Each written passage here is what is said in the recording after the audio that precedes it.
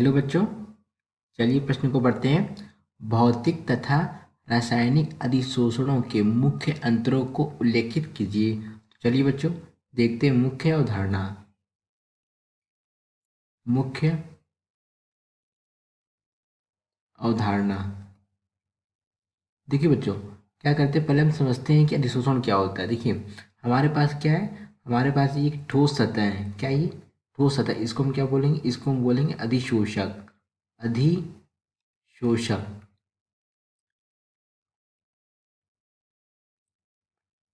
अब जब हम इसको खुली सतह में रख देते हैं, वायुमंडल में खुली सतह पर रख देते हैं, तो कुछ समय पश्चात हम क्या देखते हैं कि इसमें गैस के अणु तथा वायु में उपस्थित नमी इसकी ऊपरी सतह पर आके चिपक जाते हैं, जिन्हें हम क्या कहते हैं, जिन्हें हम कहते हैं अधिशोष्य। अधिशोष्य। और ये पूरी प्रक्रिया क्या कहलाती है, पूरी प्रक्रिया कहलाती है अधिशोषण। अधिशोषण।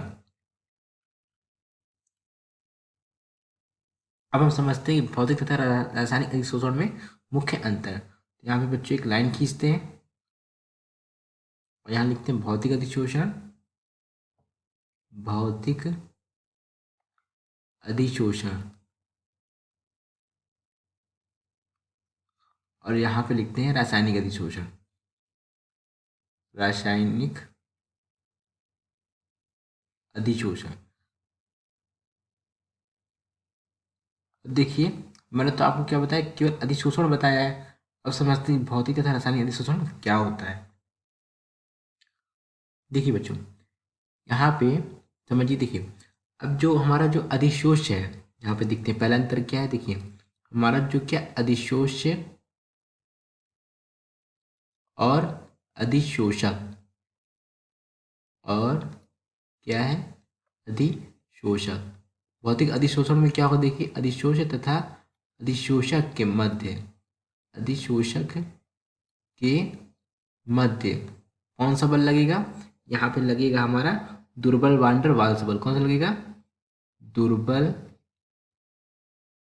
वांडर वाल्स बल। तो हमारा क्या कहलाएगा, ये हमारा कहलाएगा भौतिक अधिशोषण कहलाएगा। ये हो गया पहला। अब देखते हैं रासायनिक अधिशोषण में क्या होगा, अधिशोष्य। अधिशोष्य तथा तथा अधिशोषक। अधिशोषक के मध्य, के मध्य कौन सा बल लगेगा, यहाँ पे बल लगेगा हमारा प्रबल रासायनिक बंध। कौन सा लगेगा, प्रबल रासायनिक बंध। तब जाके हमारा क्या कहलाएगा, रासायनिक अधिशोषण कहलाएगा। तो हो गया, ये तो पहला एक एक अंतर हो गया इन दोनों में। अब हम देखते हैं दूसरा अंतर। ये हमारी जो अभिक्रिया है भौतिक अधिशोषण, ये कैसी अभिक्रिया है, ये हमारी उत्क्रमणीय अभिक्रिया है। कैसी अभिक्रिया है, उत्क्रमणीय अभिक्रिया है। और जो हमारी जो रासायनिक अधिशोषण वाली अभिक्रिया, ये कैसी अभिक्रिया, अनुत्क्रमणीय। अनुत्क्रमणीय मतलब इसमें हो, रासायनिक अधिशोषण में होगा क्या कि जब ठोस सतह में जब गैस के अणु आके चिपकते हैं, यानी कि आते हैं, तो यहाँ पे क्या बनता है, गैस के अणु तथा ठोस सतह मतलब क्या, बंध बनता है। तो एक बार जो गैस के अणु बंध बना लेंगे तो वो क्या होंगे, दोबारा नहीं बना पाएंगे। दोबारा नहीं बनाने का मतलब ये है कि एक बार जब गैस के अणु ने बंध बना लिया, तो फिर जब वहाँ पे वैकेंट यानी स्पेस नहीं होगा, तो दोबारा गैस के अणु कोई बना ही नहीं पाएगा, और उन बंध को तोड़ना आसान नहीं होता है। इस कारण क्या होता है, ये अभिक्रिया कैसी होती है, अनुत्क्रमणीय होती है। अब हम देखते हैं, दो अंतर हो गए। अब हम देखते हैं तीसरा अंतर। यहाँ पे लाइन खींचते हैं। देखिए, यहाँ पे लाइन खींचते हैं, यहाँ पे लिखते हैं भौतिक अधिशोषण। भौतिक अधिशोषण। यहाँ पे लिखते हैं रासायनिक अधिशोषण।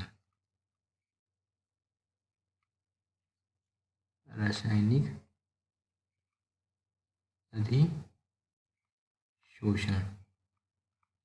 देखिए, यहाँ पे हम दो अंतर देख लिए। तीसरा अंतर क्या है, यहाँ पे तीसरा अंतर है हमारा कि जो भौतिक अधिशोषण होता है, ये क्या होता है, कम ताप पर, यानी कि कम ताप पर भौतिक अधिशोषण कैसा होगा, अधिक होगा। कम ताप पर अधिक होगा। तथा तथा ताप वृद्धि पर, ताप वृद्धि पर क्या होगा, घटेगा। भौतिक अधिशोषण क्या होगा, ताप वृद्धि पर घटेगा। अब देखते हैं तीसरा, इसमें क्या रासायनिक अधिशोषण में, ये जो रासायनिक अधिशोषण होता है ये क्या होता है, उच्च ताप पर होता है। यह उच्च ताप पर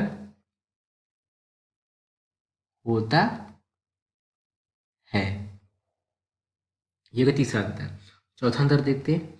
चौथा अंतर क्या हो जाएगा, चौथा अंतर हो जाएगा यहाँ पे जो क्या होता है, जब भौतिक अधिशोषण में, भौतिक अधिशोषण में क्या होती है, अधिशोषण ऊष्मा का मान क्या होगा, अधिशोषण ऊष्मा का मान, ऊष्मा का मान कितना होता है, 40 kilo joule joule mole inverse होता है। यहाँ पे होता है क्या, देखिए चौथा देखते हैं। यहाँ पे इसका मान कितना होता है, इसका मान होता है, अधिशोषण ऊष्मा का मान कितना होगा, अधिशोषण ऊष्मा का मान लगभग, इसमें होता है क्या बच्चों, जब गैस के अणु ठोस सतह पर आके चिपकते हैं तो कुछ ऊष्मा निकलती है, जिससे हम क्या कहते हैं, अधिशोषण ऊष्मा कहते हैं।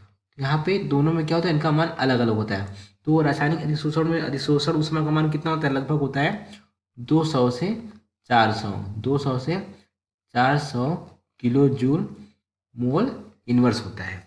और अंतर देखते हैं, 4 अंतर हो गए, और अंतर देख लेते हैं। यहाँ पे लिख देते हैं, नहीं तो आप कंफ्यूज हो सकते हैं। भौतिक अधिशोषण,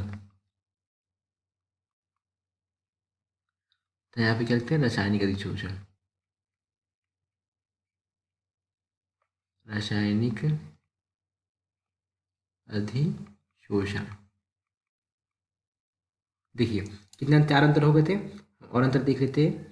पांचवा अंतर क्या हो सकता है, पांचवा अंतर हो सकता है कि इसमें साम्यावस्था, यहाँ पे देखिए पांचवा अंतर देखते हैं। भौतिक अधिशोषण में साम्यावस्था तीव्र गति से प्राप्त होती है, साम्यावस्था तीव्र गति से, तीव्र गति से प्राप्त होती है। और इसमें क्या है, रासायनिक अधिशोषण में, रासायनिक अधिशोषण में है साम्यावस्था प्राप्त करने में कुछ समय लगता है, साम्यावस्था प्राप्त करने में, प्राप्त करने में कुछ समय, यानी ऐसा नहीं कि इमिडिएटली हो जाता है, कुछ समय पश्चात क्या होता है, इसमें साम्यावस्था प्राप्त हो जाती है, तो कुछ समय लगता है। ये हो गया 5 अंतर। एक अंतर और देख लेते हैं। एक अंतर अगर देखा जाए तो कैसे हो जाएगा, एक अंतर हो जाएगा, हम देखना चाहें तो सक्रिय ऊर्जा की आवश्यकता नहीं होती है। भौतिक अधिशोषण में सक्रियण सक्रियण ऊर्जा की आवश्यकता आवश्यकता नहीं होती है, नहीं होती है। लेकिन रासायनिक अधिशोषण में होती है। देखते हैं क्या होता है, रासायनिक अधिशोषण में सक्रियण ऊर्जा की आवश्यकता होती है, रासायनिक अधिशोषण में सक्रियण ऊर्जा की आवश्यकता आवश्यकता होती है।